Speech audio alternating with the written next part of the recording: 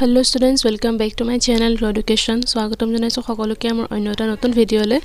ছাত্ৰ ছাত্ৰী সকল যেহেতু মেট্ৰিক পৰীক্ষালে বৰ বেছি দিন নাই, সেয়েহে মই তোমালোকৰ মাজলৈ কেইটামান ইম্পৰ্টেন্ট কোৱেশ্চন আনসাৰ লৈ আহিছো অসমীয়া বিষয়ৰ। আৰু আজি ভিডিঅটোত আমি দশম শ্ৰেণীৰ কেইটামান পাঠৰ পৰা ইম্পৰ্টেন্ট কোৱেশ্চন আনসাৰ ডিসকাস কৰিম। গতিকে ভিডিঅটো অলপ স্কিপ নকৰাকৈ শেষলৈকে চাই যাবা। আৰু আজি ভিডিঅটোত মই লৈ আহিছো তোমালোকৰ মাজলৈ দশম শ্ৰেণীৰ অসমীয়াৰ কেইটামান চেপ্টাৰ যেনে বৰগীত, জিকিৰ, মই অসমীয়া, অৰণ্য যাত্ৰা, প্ৰশস্তি এই কেইটামান চেপ্টাৰ মই লৈছো। তাৰ ভিতৰৰ পৰা আমি এই পাঠকেইটাৰ পৰা কি কোৱেশ্চন ইম্পৰ্টেন্ট হয় বা কি কেনেকুৱা ধৰণৰ প্ৰশ্ন মেট্ৰিক পৰীক্ষাত অহাৰ সম্ভাৱনা আছে এবাৰ 24 বৰ্ষৰ পৰীক্ষাত তাকে ডিসকাস কৰিম। গতিকে বলা আৰু পলম নকৰি আজি ভিডিঅটো আৰম্ভ কৰো। এতিয়া আমি আলোচনা কৰিম বৰগীত নামৰ পাঠটি। আৰু ইয়াৰ ৰচক হৈছে মাধৱদেৱ। ইয়াত চোৱাত তোমালোকে দেখিব পাৰিছাই HSLC পৰীক্ষাৰ প্ৰশ্নোত্তৰ বুলি দিয়া আছে, চমু প্ৰশ্নোত্তৰ। তো তোমালোকে প্ৰথম যেটো প্ৰশ্ন আছে এইকেইটা চাই যাবা। ফাৰ্স্ট কোৱেশ্চনটো আছে তোমাৰ পাঠপুথিৰ অন্তৰ্গত বৰগীতটিত কবিয়ে বান্ধৱ বুলি কাক সম্বোধন কৰিছে। সো এইটো কোৱেশ্চন ইম্পৰ্টেন্ট হয়, এইটো চাবা তোমালোকে। তো হ'ল কবিয়ে বান্ধৱ বুলি নাৰায়ণক সম্বোধন কৰিছে। তাৰ পিছৰ প্ৰশ্নটো আছে তোমাৰ পাঠ্যক্ৰমত অন্তৰ্ভুক্ত শ্ৰী শ্ৰী মাধৱদেৱৰ বিৰচিত বৰগীতটো কি ৰাগৰ। এইটো এটা ইম্পৰ্টেন্ট কোৱেশ্চন হয়। ইয়াৰ উত্তৰটো হ'ল বসন্ত ৰাগৰ। তাৰ পিছৰ প্ৰশ্নটো হ'ল মাধৱদেৱৰ সাহিত্যিক জীৱনৰ কীৰ্তিস্তম্ভ কি। এইটো এটা ইম্পৰ্টেন্ট কোৱেশ্চন হয়। ইয়াৰ উত্তৰটো হ'ল নামঘোষা। এইটো 18 চনত আহি গৈছে। তাৰ পিছত এইটো খুব ইম্পৰ্টেন্ট হয়, এইটা কোৱেশ্চন প্ৰায় লং কোৱেশ্চনটো আহা দেখা যায়।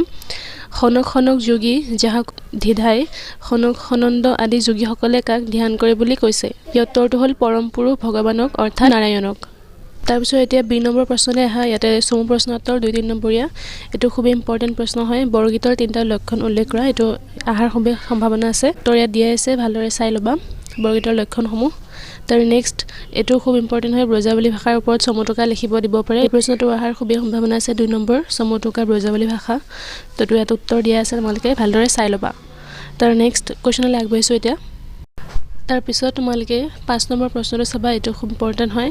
মাধৱদেৱৰ ৰচনাসমূহ কেইটা ভাগত ভগাব পাৰি আৰু ভাগকেইটাৰ নাম লিখা নাইবা কবি মাধৱদেৱৰ সাহিত্যিক কৰ্মৰাজি কি ভাগত ভাগ কৰিব পাৰি উল্লেখ কৰা। এইটো খুব ইম্পৰ্টেন্ট হয়। ইয়াত ৰচনাসমূহ আখ্যানমূলক ৰচনা, তত্ত্বমূলক ৰচনা সকলোখিনি দিয়া হৈছে। তো ভালদৰে তোমালোকে চাবা। তাৰ নেক্সট যেটো কোৱেশ্চন আছে সেইটো চাবা। এইটো লং কোৱেশ্চনৰ ভিতৰত ইম্পৰ্টেন্ট হয়। মই কৈছো অলৰেডি এবাৰ। খনক খনন্দ যোগী যাহাকো ধিধাই সকল নিগমে যাক বিচাৰি নাপায়। ইয়াত কবিয়ে কি প্ৰসংগত কাৰ বিষয়ে আৰু কিয় এনেদৰে কৈছে। এইটো ইম্পৰ্টেন্ট হয়, তোমালোকে ভালদৰে পঢ়ি ল'বা। তাৰ নেক্সট এতিয়া অতিৰিক্ত প্ৰয়োজনীয় প্ৰশ্নোত্তৰখিনিৰ ফালে আহা। চমু প্ৰশ্নোত্তৰ 1 নম্বৰীয়া। ইয়াত প্ৰথম প্ৰশ্নটো ইম্পৰ্টেন্ট হয়, গোটেইখিনি মই চিনি থৈছো, চাই ল'বা। মহাপুৰুষ মাধৱদেৱৰ কেতিয়া জন্ম হৈছিল। সেইটো ইম্পৰ্টেন্ট হয়, 1489 খ্ৰীষ্টাব্দত। তাৰ নেক্সট কোৱেশ্চন আছে মাধৱদেৱৰ বৰগীতটোৰ মাজেৰে কি ভক্তিৰ ভাৱ প্ৰকাশ পাইছে। এই উত্তৰটো হ'ল দাস্য ভাৱ। তাৰ নেক্সট কোৱেশ্চনটো হ'ল খনক খনন্দ যোগী যাহাকো ধিধাই খনক খনন্দ আদি যোগীসকলে কাক ধ্যান কৰে বুলি কৈছে। এই উত্তৰটো হ'ল খনক খনন্দ আদি যোগীসকলে নাৰায়ণক ধ্যান কৰে বুলি কৈছে। তাৰ পিছৰটো খুব ইম্পৰ্টেন্ট কোৱেশ্চন হয়, বৰগীতটি কি ৰাগত বন্ধা আছে। ইয়াৰ উত্তৰটো হৈছে বসন্ত ৰাগত বন্ধা আছে। তাৰ পিছৰটো ইম্পৰ্টেন্ট হয়, মোহ পাশ মানে কি। এইটো প্ৰায় আহিয়ে থাকে প্ৰশ্নটি। তো এইটো উত্তৰটো চাই লোৱা। মোহ পাশ মানে মায়াৰ জৰি অৰ্থাৎ মায়াৰ বান্ধোন। তাৰ নেক্সট কোৱেশ্চন হ'ল কবিয়ে কাৰ চৰণত শৰণ ল'ব বিচাৰিছে। উত্তৰটো হ'ল ভগৱানৰ চৰণত শৰণ ল'ব বিচাৰিছে। তাৰ পিছৰ প্ৰশ্নটো হ'ল তলত দিয়া শব্দটোৰ আধুনিক ৰূপ লিখা। ইয়াত দিয়া আছে ভৈলুহু। ইয়াৰ ভৈলুহুৰ আধুনিক ৰূপ হ'ল হলু। তাৰ পিছত এইটো এটা খুব ইম্পৰ্টেন্ট প্ৰশ্ন হয়, 2-3 নম্বৰীয়া 2 নম্বৰ। বৰগীত বুলিলে কি বুজা, খুব ইম্পৰ্টেন্ট হয়। এটা তোমালোকে চাই ল'বা, ইয়াতে উত্তৰ দিয়া আছে, ভালকে চাবা। তাৰ নেক্সট ভতিমা কি, এইটো ইম্পৰ্টেন্ট হয়। তো এই কোৱেশ্চনখিনি তোমালোকে খুব ভালদৰে চাই ল'বা। এতিয়া আগবাঢ়িছো তাৰ নেক্সট চেপ্টাৰ জিকিৰ পাঠটিলে। ইয়াৰ ৰচক হৈছে আজান ফকীৰ। ফাৰ্স্ট কুৱেশ্চনটো হ'ল মুমিনৰ অৰ্থ কি। ইয়াৰ উত্তৰটো হ'ল মুমিন শব্দৰ অৰ্থ বিশ্বাসী মুছলমান সম্প্ৰদায়ৰ লোক। তাৰ নেক্সট কুৱেশ্চনটো হ'ল জিকিৰৰ ৰচক কোন। এইটো কুৱেশ্চন ইম্পৰ্টেন্ট হয়। ইয়াৰ উত্তৰটো হ'ল জিকিৰৰ ৰচক আজান ফকীৰ। তাৰ নেক্সট কুৱেশ্চনটো হ'ল জিকিৰবোৰক কিহৰ লগত তুলনা কৰিব পাৰি। ইয়াৰ উত্তৰটো হ'ল জিকিৰবোৰক হিন্দুৰ ভক্তিমূলক প্ৰাৰ্থনা বা স্তুতি গীতৰ লগত তুলনা কৰিব পাৰি। তাৰ নেক্সট কুৱেশ্চনটো হ'ল আজান ফকীৰৰ আচল নাম কি আছিল। ইয়াৰ উত্তৰটো হ'ল হজৰত শ্বাহ মিলন। তাৰ নেক্সট তোমালোকে 2 নম্বৰ এইকেইটা চমুটোকা চাবা, এইকেইটা ইম্পৰ্টেন্ট হয়। আজান ফকীৰ হয়তো ইয়াৰ ওপৰতো আহিব পাৰে। তো ইয়াত উত্তৰ দিয়া আছে, তোমালোকে ভালদৰে চাই ল'বা। তাৰ নেক্সট জিকিৰৰ বিষয়ে এটা টোকা লেখা। এইটো ইম্পৰ্টেন্ট হয়। জিকিৰ নাইবা আজান ফকীৰ যিকোনো এটা হয়তো আহিব পাৰে। এইখিনি ভালকে তোমালোকে চাই ল'বা। তাৰপিছত এইটো প্ৰশ্ন আছে, এইটো চাই থ'বা তোমালোকে। আসমানৰ কুতুব তৰা আদমৰ জাত সজাত মইনা আছে ঘনে লগাই মাত অন্তৰ্নিহিত অৰ্থতে বুজাই লেখা। এই কুৱেশ্চনটো তোমালোকে ভালদৰে চাই থ'বা। এতিয়া আগবাঢ়িছো তাৰ পিছৰ প্ৰশ্নলৈ। এতিয়া চোৱা অতিৰিক্ত প্ৰশ্নোত্তৰ। এফালে এই নম্বৰত চোৱা চমু প্ৰশ্নোত্তৰ দিয়া আছে। আজান ফকীৰৰ প্ৰকৃত নাম কি আছিল। তো এইকেইটা কুৱেশ্চন ইম্পৰ্টেন্ট হয়। ইয়াৰ পৰা প্ৰশ্ন আগে পিছে অহা দেখা গৈছে।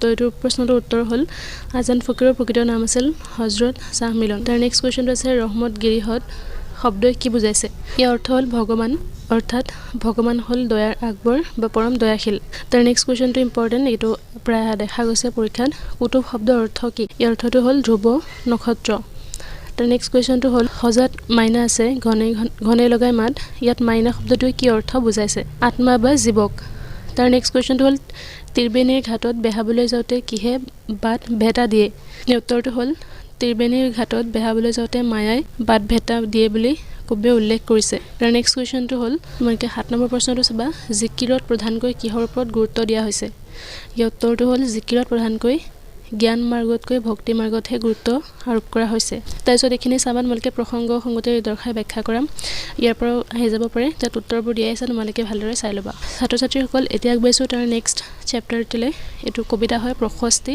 এই কবিতাটোৰ কবি হৈছে ৰঘুনাথ চৌধুৰী তোমালোকে প্ৰথম প্ৰশ্নটো দিয়া হৈছে মন্দিৰৰ উপেক্ষিত কি ফুলে প্ৰেম পৰিমল জচা বুলি কবিয়ে কৈছে ইয়াৰ উত্তৰটো হ'ল মন্দিৰৰ উপেক্ষিত ৰবাব ফুলে প্ৰেম পৰিমল জচা বুলি কবিয়ে কৈছে তাৰ নেক্সট তোমালোকে 2 নম্বৰৰ প্ৰশ্ন দিয়া আছে এইখিনি চাই থবা তাৰপিছত চোৱা 3 নম্বৰ ৰচনাধৰ্মী প্ৰশ্ন এইটো চাবা প্ৰশস্তি কবিতাৰ মূল ভাৱ এবাৰ প্ৰিটেষ্টত আহি গৈছিল অলৰেডি তথাপিও চাই থবা তাৰ নেক্সট শৰ্ট কুৱেশ্চনখিনি চোৱা অতিৰিক্ত প্ৰয়োজনীয় প্ৰশ্নসমূহ ৰঘুনাথ চৌধুৰী কি কবি বুলি জনা যায় এই উত্তৰটো হ'ল বিহগী কবি বুলি জনা যায় তাৰ নেক্সট কুৱেশ্চনটো হ'ল ৰঘুনাথ চৌধুৰী বিহগী কবি বুলি কিয় কোৱা হয় উত্তৰটো হ'ল প্ৰকৃতি আৰু চৰাই চিৰিকটিক লৈ কবিতা লিখাৰ কাৰণে তাৰ নেক্সট কুৱেশ্চনটো হ'ল ৰঘুনাথ চৌধুৰী কোন যুগৰ কবি এই উত্তৰটো হ'ল ৰোমান্টিক যুগৰ তাৰ পিছৰ প্ৰশ্নটো হ'ল ৰঘুনাথ চৌধুৰী কোন যুগৰ পৰা কবিতা লিখিবলৈ লৈছিল এই উত্তৰটো হ'ল জোনাকী যুগৰ পৰা তাৰ নেক্সট কুৱেশ্চনটো হ'ল ৰঘুনাথ চৌধুৰীৰ গল্পপুথিখনৰ নাম লিখা এই উত্তৰটো হ'ল পছতীয়া তাৰ পিছৰ প্ৰশ্নটো হ'ল ৰঘুনাথ চৌধুৰীৰ কবিতা পুথি দুখনৰ নাম লিখা ইয়াৰ উত্তৰটো হ'ল সাদৰী আৰু কেতেকী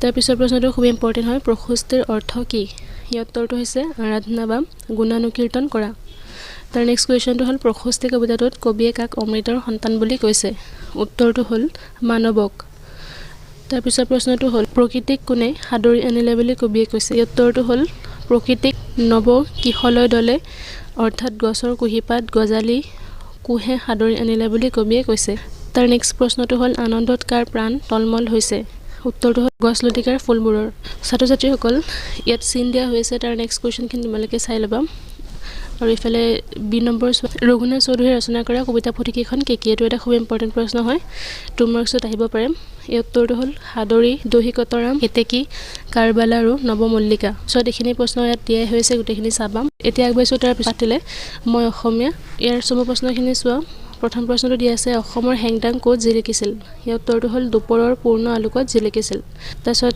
ইয়াতো মূল ভাৱ দিয়া আছে এইটো চাই থবা আহিব পাৰে তাৰপিছত শৰ্ট কুৱেশ্চনখিনি চোৱা অসমীয়া সাহিত্যত গল্প সম্ৰাট বুলি কাক কোৱা হয় খুব ইম্পৰ্টেণ্ট হয় প্ৰশ্নটো এইটো উত্তৰটো চাই দিবা সৈয়দ আব্দুল মালিকক ছাত্ৰ ছাত্ৰীসকল যদি মই এনেদৰে গোটেই ভিডিঅ'টো ক'বলৈ যাওঁ তেতিয়াহ'লে বহুত বেছি দীঘলীয়া হৈ যাব সেয়েহে তোমালোকে ভিডিঅ'টো চাই যাবা শেষলৈকে আশা কৰোঁ এই ভিডিঅ'টোৰ যোগেদি তোমালোকৰ অলপ হ'লেও যাতে হেল্প হয় আৰু ইয়াত যিখিনি প্ৰয়োজনীয় কুৱেশ্যন আনচাৰ বা ইম্পৰ্টেণ্ট হয় যিখিনি অহাৰ সম্ভাৱনা আছে মই গোটেইখিনি ইয়াত দিয়ে নোটছবোৰ দিয়া হৈছে তোমালোকে গোটেইখিনি চাই ল'বা আৰু স্ক্ৰীনশ্বট নাইবা ডাউনলোডৰ জৰিয়তে নোটছখিনি ৰাখি থ'ব পাৰা যদি কোনোবা ষ্টুডেণ্টে মোৰ চেনেলটো প্ৰথমবাৰ ভিজিট কৰিছা তেতিয়াহ'লে লাইক শ্বেয়াৰ এণ্ড ছাবস্ক্ৰাইব কৰিবলৈ নাপাহৰিবা আৰু কাষতে থকা বেল আইকনটো হিট কৰি দিবা যাতে আহিবলগীয়া নেক্সট ভিডিঅ'সমূহৰ নটিফিকেশ্যন তোমালোকে অতি সহজতে সোনকালে পাই যোৱা গতিকে পুনৰ লগ পাম অন্য এটা নতুন ভিডিঅ'ত আজি ভিডিঅ'টো চোৱাৰ বাবে ধন্যবাদ